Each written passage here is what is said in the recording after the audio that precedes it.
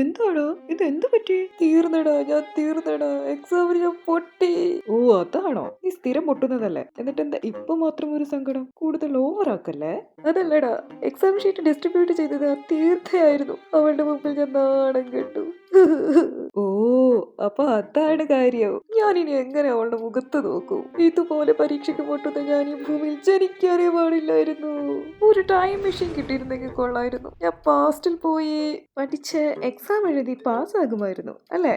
ഏയ് അതൊക്കെ പാടാം. ഞാൻ എന്റെ ഗ്രാൻഡ് പാരന്റ്സിന്റെ അടുത്ത് പോയി ഒരു ഉപദേശം കൊടുക്കും. ഈ മാരേജ് ചെയ്യണ്ട.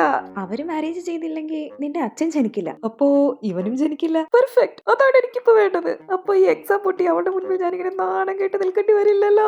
അതല്ലടാ, അപ്പൊ ടൈം ട്രാവൽ ചെയ്ത് അപ്പൂപ്പന് ഉപദേശം കൊടുത്തത് ആരാ? അത് ഞാനല്ലേ? പക്ഷെ നീ ജനിച്ചിട്ടില്ലല്ലോ. അപ്പൊ മുത്തശ്ശന് ഉപദേശം കിട്ടിയില്ല, മൂപ്പര് മാരേജ് ചെയ്തു, നിന്റെ അച്ഛനുണ്ടായി, എക്സാമിൽ തോൽക്കണം നീ ഉണ്ടായി. നീ വീണ്ടും പാസ്റ്റിൽ പോയി. അപ്പൊ ഞാൻ ജനി. ആകെ കൺഫ്യൂഷൻ ആയല്ലോ.